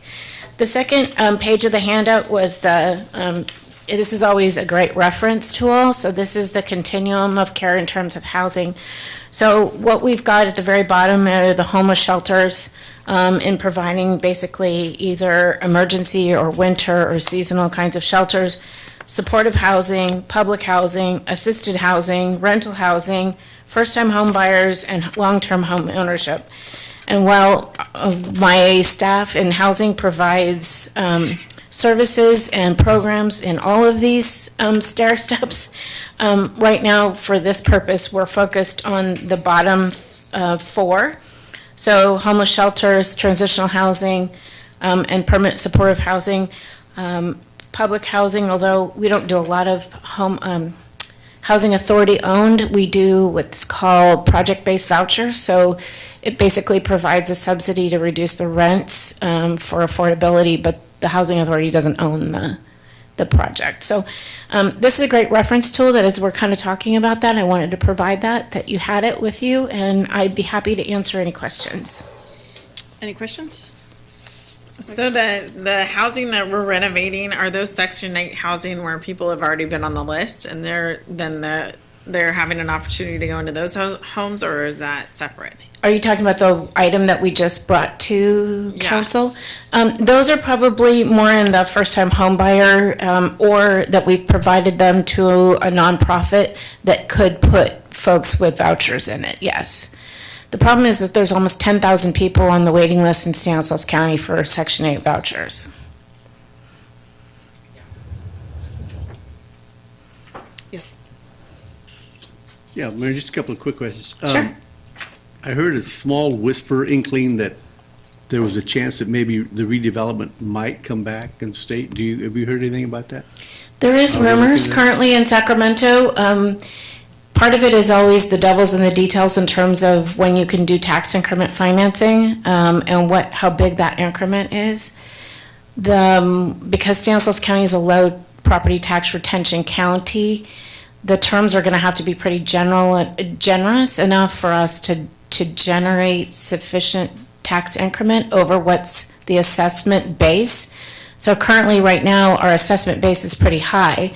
So to think that we're going to get increment, meaning that the growth over the top of what the current base is may or may not be sufficient to really do much. I mean, we're always looking for local match, and that's great, but it really is about program design and what that ultimately looks like. But yeah, there is some rumors now that Governor Brown's gone about actually trying to do something. Does that mean we get the money back they stole? Unfortunately, probably not, although that would be really nice. We'll get the police on that. That would be really nice. Actually, my second question, that was, I don't know, like you were talking about the possible triplex over there by the worm oil. Have we considered the chance of maybe doing two-story units to just kind of double our capacity? There's zoning on that property, and so we're trying not to trigger going into conditional use permits or plan development. So we're trying to make it fit in with the neighborhood, and so it's not a very big parcel, and you got to get parking and everything else on it. So I believe there's the design is like a split level, so it has a little bit of elevation in it, but the intention was to be a good neighbor and fit in with the neighborhood. Thank you. I'll open it to the public. Anybody wishing to ask a question about the homelessness topic? All right, we'll close it, and thank you, Marion, for that. I believe Ms. Land has a update. Thank you, Mayor. I wanted to make a quick announcement and remind interested citizens that we are currently accepting applications for the Parks, Arts, and Recreation Commission. As previously noted, this application period will remain open until the vacancies have been filled. Applications are available on our website, and they can also be obtained in the office of the city clerk. Thank you. Thank you. And Mr. Bray, I believe you have an update for us? And it was occupational zone, I believe, is what I wanted to tell you earlier. That's what it was, occupation. Opportunity, darn it. Okay. Eventually we'll get it. Talk to Marion, please. Yeah. Okay, so good evening again, Mayor, members of the council. Tonight I have updates regarding our building, transit, and our capital projects. So for our building division, the month of February, we were actually quite busy. We issued 106 permits, as building permits issued, with a total valuation of $16.7 million. So this is the value that these permits are bringing to the city of Turlock. Historically, since 2012, we got out of the Great Recession, we have averaged 91 permits issued during the month of February, with a valuation of $3.8 million. So we are substantially above what we have historically done for the month of February.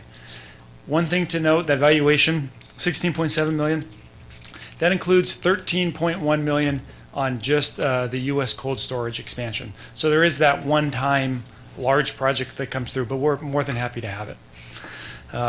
So with that, I'd be happy to answer any questions on our building permits. Any question? I'll open it to public. Anyone ask a question about building permits? Surprise. I thought you were starting to talk. Yeah. Maybe you thought you were I misheard. That's big or not. I'll close the public hearing. Did you have a clarification? No, You good? no, You're liking that? All right, all right. Thank you, Mr. Bray. Yeah, excellent. So our transit system, we have been working through the short-range transit plan update. We have hired a consultant that is going to assist us and assist Turlock Transit in updating our short-range transit plan. They've conducted multiple meetings off-site and on-site to solicit feedback, to gauge what we're doing well, what we're not doing well, things we haven't even considered doing. So we met at CSUS in the Quad, the Transit Center, City Hall, and also this morning at the Sales Yard. We got a lot of really good feedback that we'll incorporate into the short-range transit plan update. We'll again reach out to the same community stakeholder groups with the kind of the results and the recommendations, and allow for more feedback at that time. One part of the process is that we discovered 90% of the respondents stated that we were doing a really good job on Turlock Transit. And that was about 127 responses. So it wasn't just 9 out of 10 people, it was 127 of them. So that was good. And then one thing that was mentioned earlier, but I want to reiterate it, is that all rides, all routes through Saturday are free in recognition of Go Green Week along Turlock Transit. Outstanding. So you have any questions on that? For the short-range transit plan, like we're trying to get some feedback. Have we got the local papers publishing this or anything? Has the Turlock Journal, if they're The listening? Journal, I don't see him Yeah. anywhere. She's listening, I Yeah, know it. I noticed it was on the Christina front. Hackler, are you listening? I think it was on the front page of Saturday's paper. Okay. So we have reached out to them. And I want to say I saw it in Modesto B too, but don't quote me on that.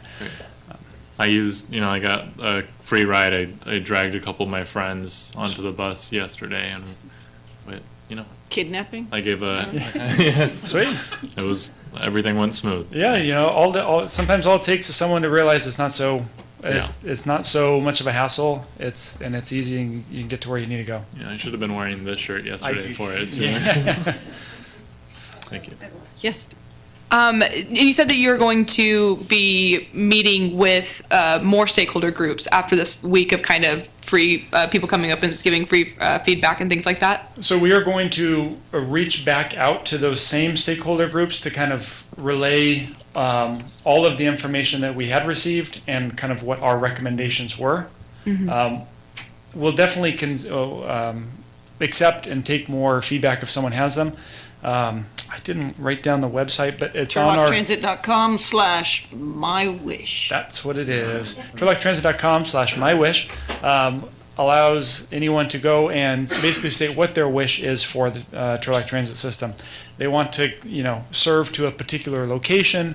They want to have Sunday service. They want to have midnight service. Whatever it is, how realistic or unrealistic it is, we want to know about it. So we'll continue to solicit and accept that. Perfect. Thank you. My bit of feedback, the relationship between transit and START, that's one thing. They're not observing Green Week, so it'd be great if we could, in the future, try and get them to partner with us, so people making that transfer are not suddenly having to pay. I know it's only $1.60, but Yeah. I was coming out of pocket there, and I wasn't expecting to do that. Okay. And then also, I think wherever possible, to stay within our own system. I know that they originally were brought in to fill a need within the city, but I think we've built our capacity, and if there's more opportunity to expand our lines, that'd be great. Excellent. Yeah. Open it to public. Anybody want to say anything about transit?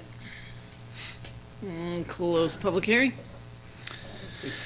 Measure L. Measure L. So West Main, our West Main project has been on a quasi winter suspension for the past couple of months. We're gearing up to kick off again. The construction will start roughly around the end of March. I don't want to give an exact date because the contractor has yet to iron out all the details for the traffic control plan. So we don't want to get ahead of ourselves. But it's going to be right around the end of March. They'll start on Phase 2. Phase 2 is the work between West Avenue and Lander Avenue, of where a majority of that roadway will be closed to through traffic. All of the underground utilities will be removed and reinstalled. New curb gutter sidewalk will be relocated and placed. A majority of the large sycamore trees in the north side will remain, while the trees in the south side and the park strip will be removed. And pedestrian bulb outs will be installed at the intersections along that section to further increase the visibility of pedestrians and reduce that conflict zone. So that work is expected to take us into summertime, and the anticipated completion is right around the start of school. So we'll be doing everything we can to push the contractor to have the area in front of the school free and clear before teachers and kids start arriving. Andrew? Vice Mayor? Nathan, I've got a couple questions on now you're going to start coming this side of West Main, you're going to start hitting more of the residential areas. You had mentioned earlier that you'll be consulting with or speaking with the residential owners on the possible, like driveways and things like that. how do they know who to contact or when to contact you, or who do they contact? When do they start? Yes, so we will have our, my project team consists of one of my project engineers and the project inspector. I actually have two project inspectors for this one.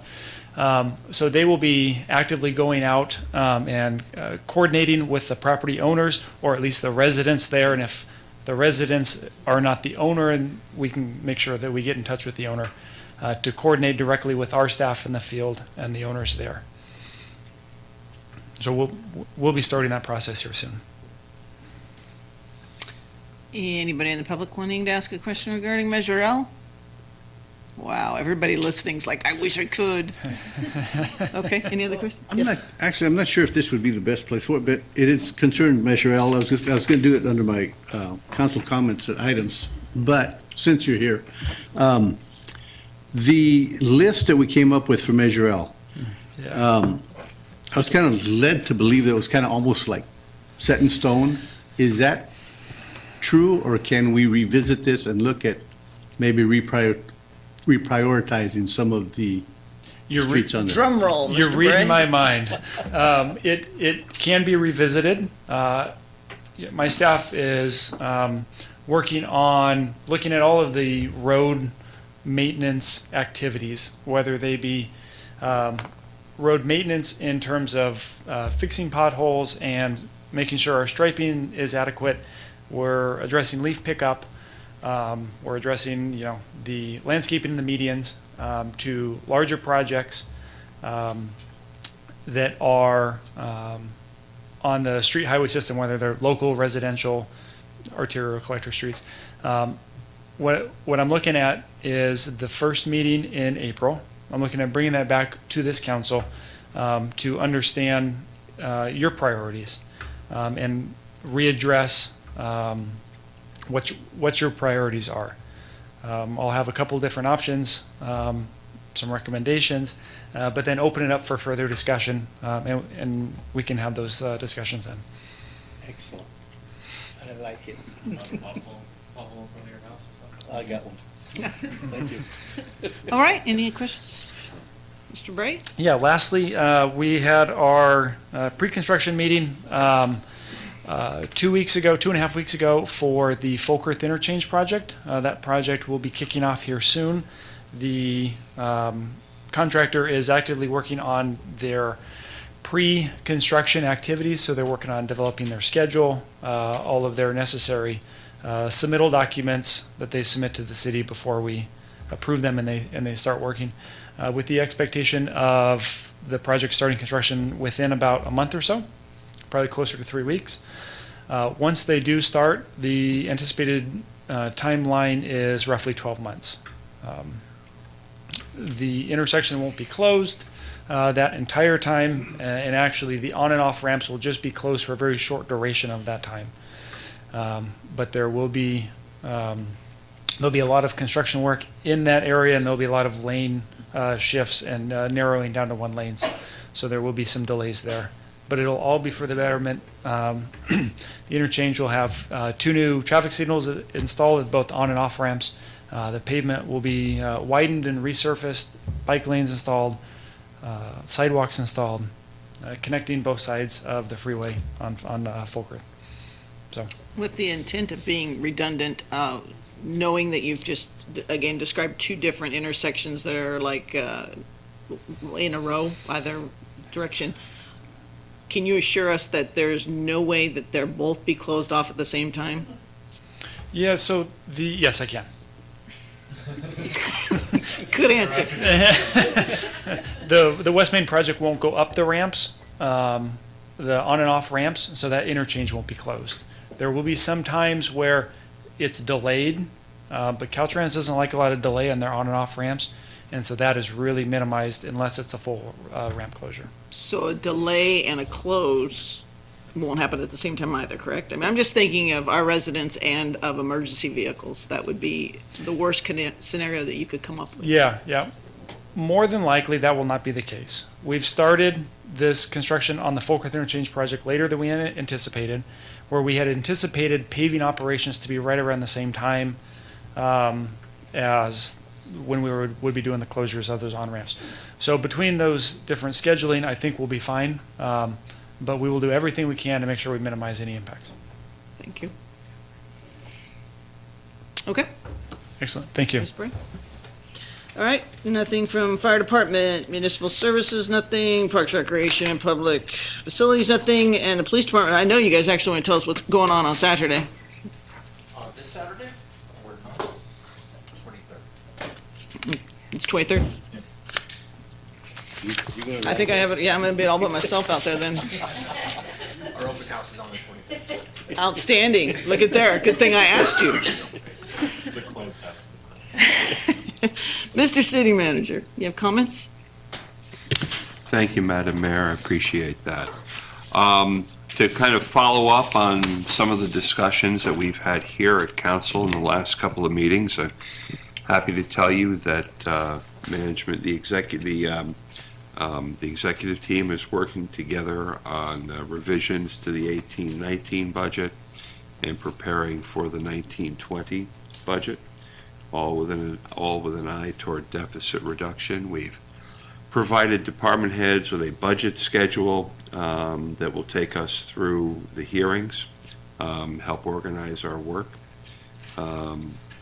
We've got a few things on tap to engage with employees and their collective bargaining representatives. This is going to be a challenge where it's all hands on deck.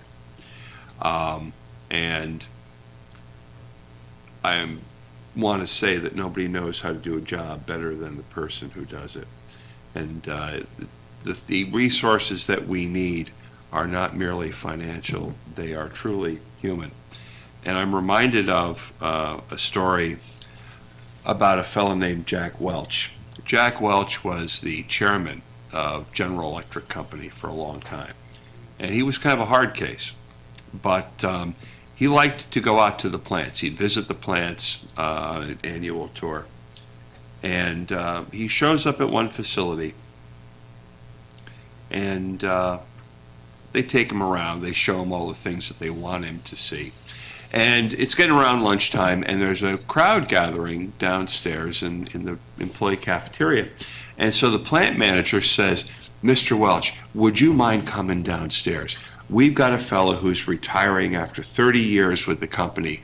It would absolutely make his day. We've got a plaque for him. Would you do the presentation?" And, Welch, absolutely. And he goes down, and they shake hands, and, they line up for pictures, and he, hands the guy the plaque and thanks him for his service to the company, how great it is to have had such a great career. And the employee says to him, "Mr. Welch, for 30 years, you paid me for my hands. I would have given you my mind for free if you'd only asked for it." And so I don't want to be somebody who is in that kind of a situation. We are, we have a thousand different things to tackle here. We're going to need all the help we can get. So it's going to be a group effort. And I want to thank now our department heads and assure folks who are listening who either are part of the city family or who depend on Turlock for important services. We're going to keep you all in mind as we enter this budget process. It's a challenge because usually when a government finds itself in a situation like this, it's because there are turbulent conditions outside that are tossing us back and forth. That's not the case here. We've got a fundamentally good economy, a stable property tax base, increasing sales taxes, but we have issues related to costs that were independent of our external forces, and we're going to need to tackle those independently. So, thank you, Madam Mayor. Appreciate it. Thank you. Matters too late for agenda and non-agenda items. Mr. Sanchez, Mr. Lawton, nothing? Mr. Sanchez, did you want to say something, though? I did. I just wanted to thank everybody. It's been a pleasure and an honor to be your interim city attorney. A gig that started, it's going to be 90 days. and it's almost a year in a couple of days. So it's been a pleasure. You have great, dedicated staff. Working with everybody has been great, and the community. You guys have a great community here. You know, the year that I have here, and I know that as Mr. White stated, I grew up in Gustine. You know, this was a big city for me, so it's a pleasure to serve you, and up and down the valley. This is also home. So again, you have a wonderful city. Good luck in the future, and anything I could do, please give me a call. Thank you. Council items for future consideration? Yes. No, you go first. All right, I'll go. Okay, I'll go first. Yeah, a couple of things. I know that we've discussed previously the armory, and again, I wanted to bring that up because I know that, Allison, you've been working on it, your crew's been working on it, and again, it's been put off and put off and put off, and now we're talking about maybe June. But I would kind of like to see us start doing some of the preliminary footwork. I mean, I don't know that you haven't done this yet. I did speak to Bob a little bit about it, but tonight I want to just make sure it's out so that we can start looking. And when we finally get our hands on it, I'd like to already be prepared with some kind of an idea of what we're going to do with it. I don't, you know, I'd like to not wait till June and then, oh, okay, we're going to get it. Now what are we going to do and start the plan there? So I just kind of like get out ahead of it, have an idea, what are we going to do with it? Is it going to be cost prohibitive to hang on to it? Is it going to be, you know, something that maybe we can turn into revenue? You know, just what can we do with it? So that's, I just want to keep on top of that, and I'd like to see us move in that direction if possible.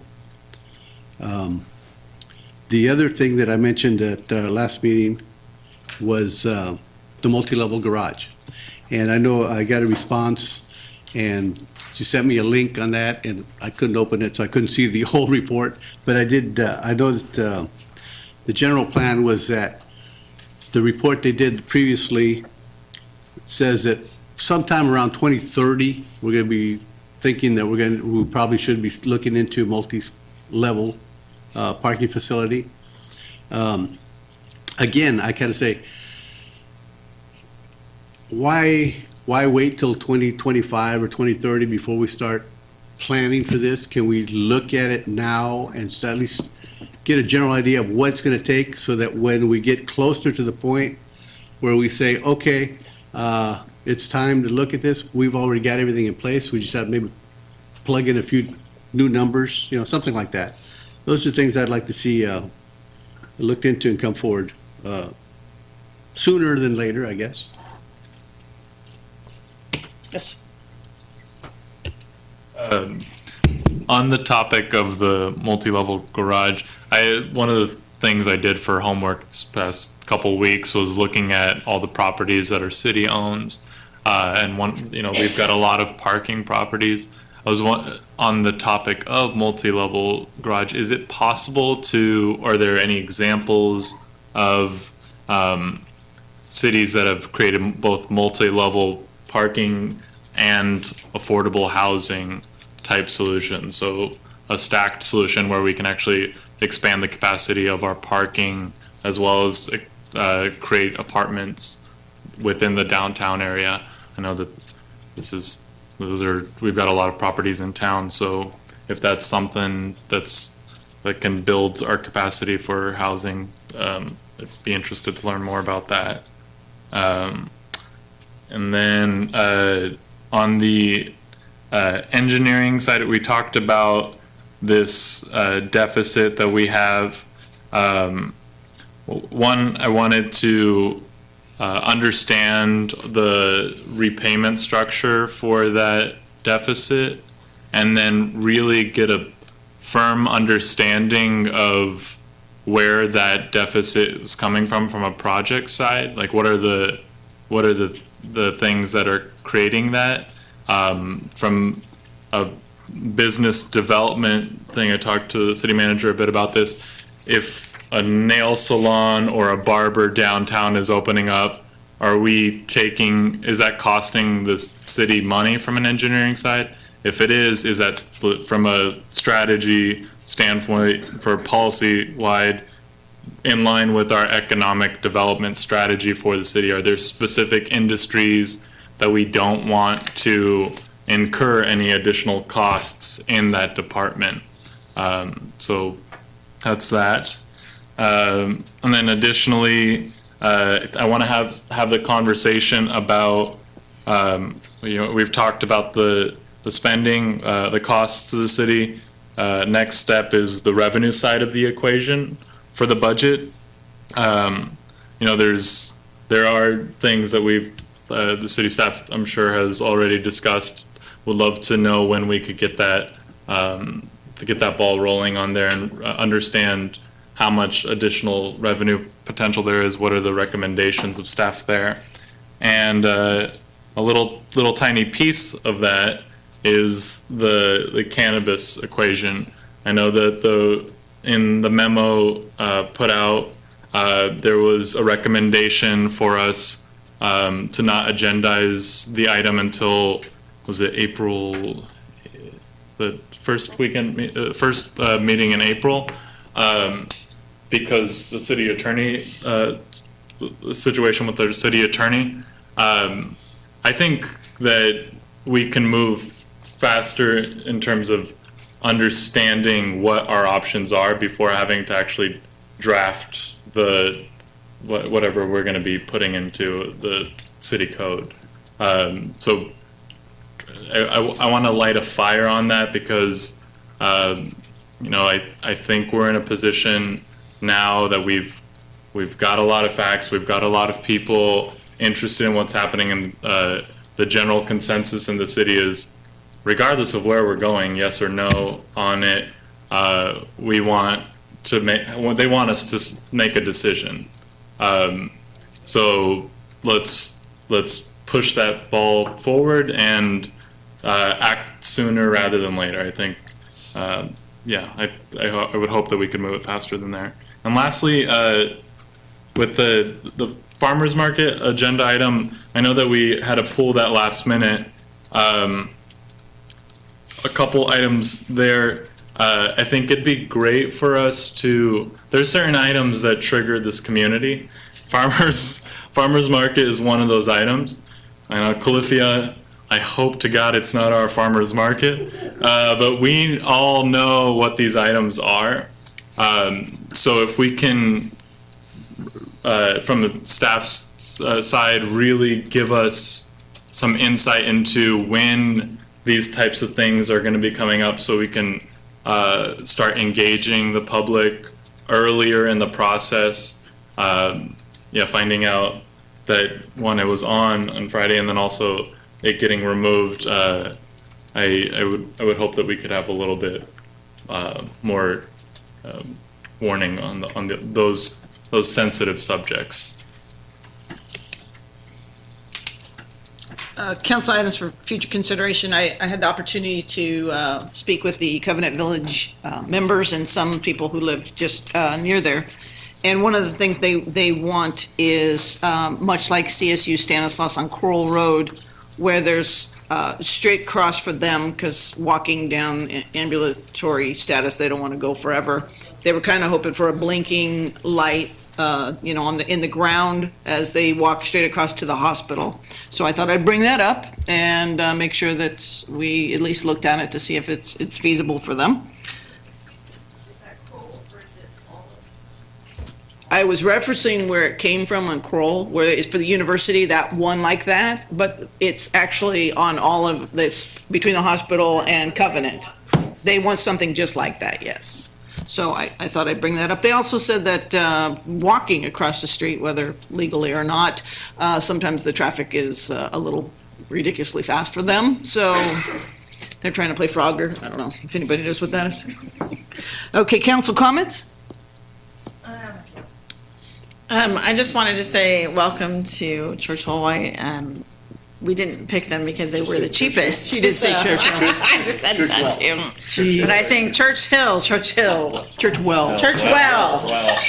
Doug, I'm welcoming Doug and his team.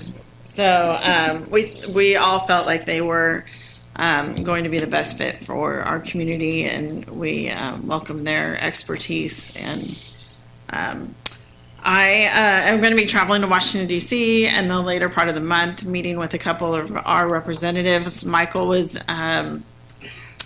gracious enough to give me a tour of the water treatment facility, so I do have some meeting schedules with some our local representatives as well as other senators to see if we can maybe facilitate getting some more funding down our way. So we'll work on that and make sure that we can keep our budgets in line. And I will be coming in late for that meeting, but I will try to be here. So, thank you. And just a council comment from me. I know for employees that they're hearing about the financial situation maybe for the first time, but the employees matter to us, and we want you all to know that we want your input as well, and that this is a family, a Turlock. So if you feel compelled to give some ideas to us, we'd love to do it. You can do it anonymous, submit it to the city manager or to myself, and we'll try and utilize your views to make better choices. Yes. A couple things from me, like I was able to do at the last meeting. I want to thank the directors I got to spend some time with, and Chief Taloni. Thank you, Director Bray, Director Van Gilder's team, Eric and Ray.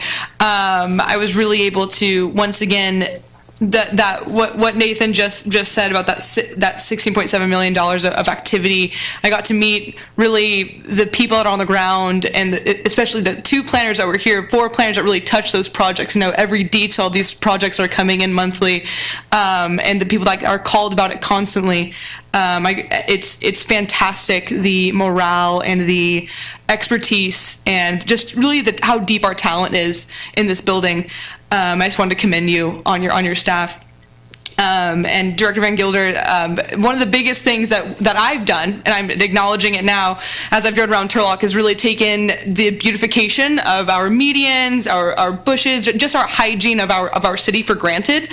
And through that visit, I was really able to learn that that's really a body of seven people that really do that every single day. 7 people that make sure that our medians are Christopherson, beautiful medians, canal, the trees on canal, those things are by those people, and they do a great job.